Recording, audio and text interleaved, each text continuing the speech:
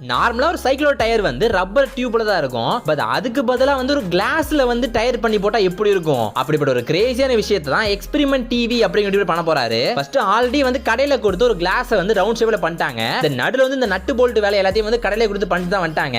But இருந்தாலுமே சேஃப்டிக்காக அந்த கண்ணாடியை சுத்தி வந்து அந்த ரவுண்ட் ஷேப் இருக்கு ஃபுல்லா வந்து டேப் சுத்திட்டாங்க. ஏன்னா எப்படி கீழே கல்லு மண்ணெல்லாம் இருக்கும், அது பட்டனே வெடிச்சிரும் இல்லையா, அது பட்டனே கண்ணாடி உடஞ்சிரும் இல்லையா, அதாவது ஒரு சேஃப்டி பர்பஸ்க்காக ஃபர்ஸ்ட் வந்து நல்லா டேப்லாம் சுத்திடுறாங்க. இப்போ அந்த சைக்கிளோட ஃப்ரண்ட் டயர் மட்டும் நல்லா கழட்டிட்டு இப்போ அந்த டயர் இந்த இடத்துல வந்து இந்த கண்ணாடி டயரை மாட்ட போறாங்க. அதாவது டைட்டா பண்ணி எல்லாமே முடிஞ்சு இப்போ இந்த சைக்கிளை பார்க்கிறதுக்கு நல்ல ஃபியூச்சர்ல இருந்த சைக்கிள் மாதிரி இருக்குது. அந்த அளவுக்கு சும்மா மாடர்னா தாங்க இருக்குது.